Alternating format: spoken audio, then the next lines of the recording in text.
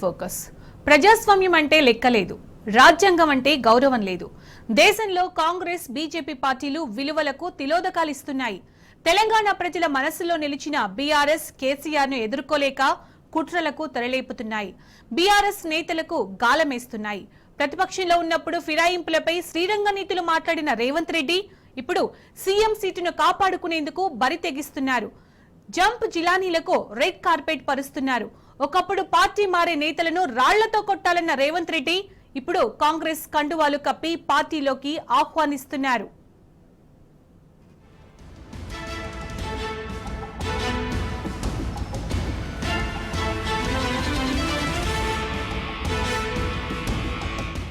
Telangana Congress party పాలన కంటే party ఫిరాయింపులపైనే దృష్టి పెట్టినట్లు తెలుస్తోంది. ప్రజలకు ప్రజాపాలన అందించడంలో రేవంత్ సర్కారు విఫలం కావడంతో ప్రభుత్వాన్ని కాపాడుకునే పనిలో పడినట్లు తెలుస్తోంది.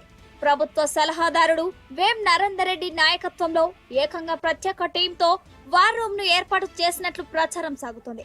ప్రతిపక్షంలో ఉన్నప్పుడు చెప్పిన నీతి సూక్తులన్నీ గాలికి వదిలేసి ఆయారం గాయారంపై ఫోకస్ పెట్టారనే ప్రచారం జోరుగా సాగుతుంది.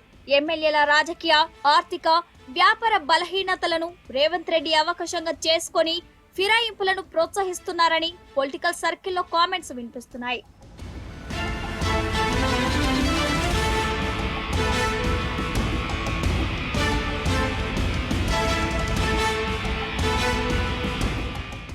రాష్ట్రంలో ప్రజలు ఇబ్బందులు పడుతున్నా రేవంత్ సర్కార్ మాత్రం పట్టించుకోవడం లేదు. సాగునీరు లేక పంటలు ఎండిపోతున్నా, తాగునీరు లేక ప్రజలు అవస్థలు పడుతున్నా వారి వంక కన్నెత్తి చూడటం లేదు. రాష్ట్రంలో విపత్కర పరిస్థితులు ముంచుకొస్తుంటే ఆయన ఢిల్లీ పర్యటనలో బిజీగా ఉన్నారనే విమర్శలు వినిపిస్తున్నాయి.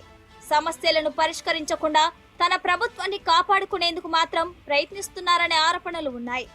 అంతేకాకుండా సొంత కేబినెట్ మంత్రులపై కూడా రేవంత్ రెడ్డి నిఘా పెట్టారనే ప్రచారం సాగుతుంది.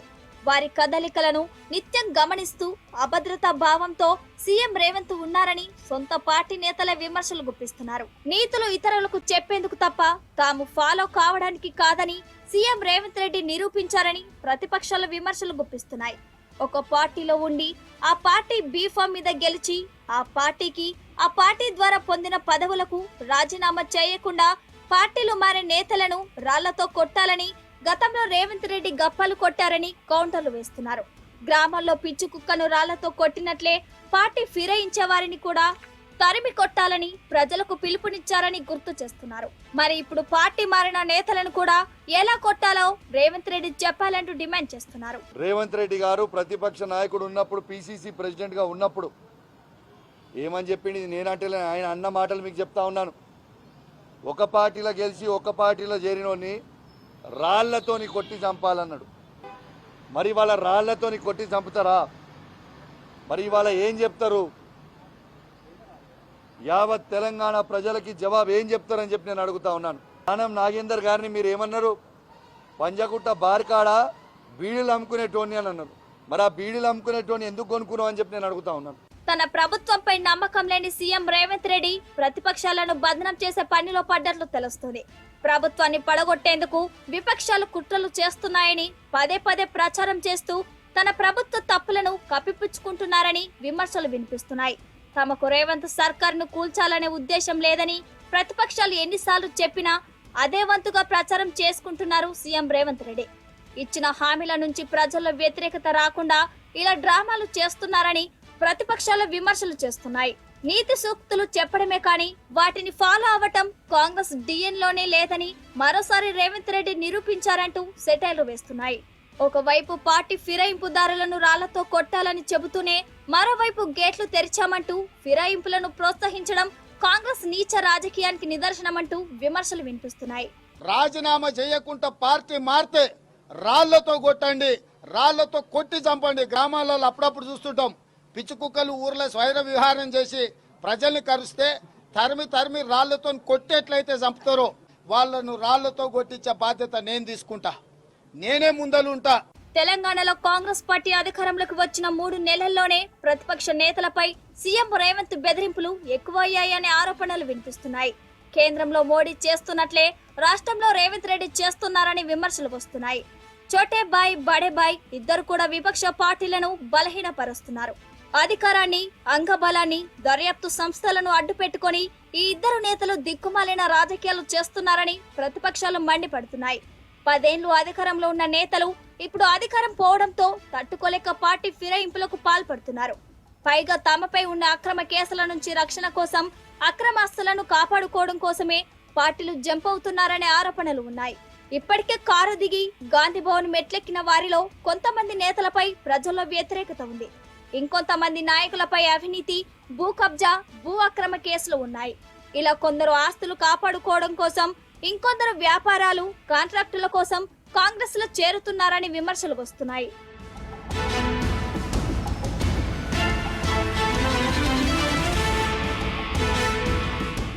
ఉమ్మడి ఏపీలో టీడీపీలో కీలకంగా ఉన్న వారిని మాత్రమే రేవంత్ రెడ్డి కాంగ్రెస్ లోకి ఆహ్వానిస్తున్నట్లు తెలుస్తోంది. భవిష్యత్తులో original Congress versus parachute Congress నేతల మధ్య విభేదాలు వస్తే టీడీపీ కాంగ్రెస్ నేతలతో ప్రభుత్వాన్ని ఏర్పాటు చేయవచ్చన్న ఎజెండాతో రేవంత్ రెడ్డి ఉన్నట్లు ప్రచారం సాగుతోంది. అందుకే టీడీపీ మూలాలు ఉన్న వారికి పార్టీలో ప్రాధాన్యత ఇస్తున్నట్లు తెలుస్తోంది.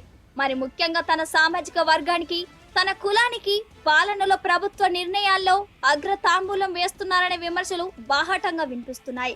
ప్రభుత్వ అధికారుల నుంచి కార్పొరేషన్ పదవుల వరకు అన్నింట్లో తన వర్గాన్ని అధిక ప్రాధాన్యత ఇచ్చారని స్వయంగా కాంగ్రెస్ పార్టీలోనే ఇతర వర్గాల నేతలు విమర్శలు గుప్పిస్తున్నారు. మరోవైపు రేవంత్ రెడ్డి ఫిరాయింపుల రాజకీయాలకు చెక్ పెట్టేందుకు ప్రతిపక్ష బీఆర్ఎస్ పార్టీ న్యాయ పోరాటానికి సిద్ధమైంది.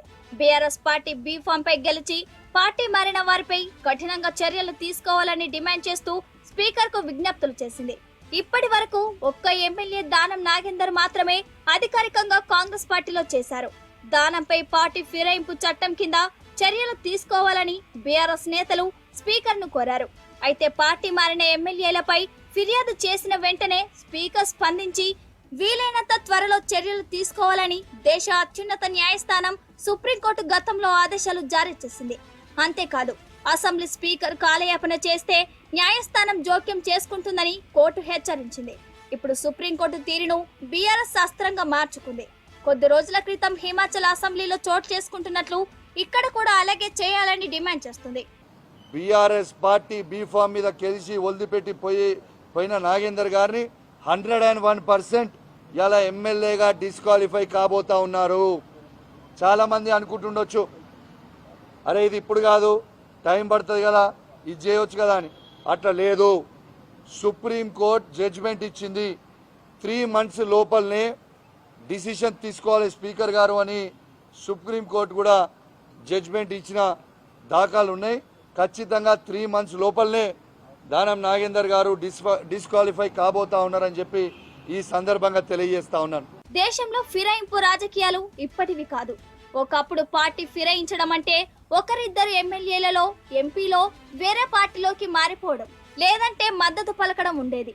పార్టీ ఫిరాయింపుల చట్టం వచ్చే వరకు అలాంటి వారిపై చర్యలు తీసుకునే అవకాశం ఉండేది కాదు. 1960ల నాటికి ఈ ధోరణి బాగా పెరిగిపోయి వివిధ రాష్ట్రాలలో ప్రభుత్వాల అస్థిరత ఈ సమస్యను మరింత తీవ్రతరం చేసింది.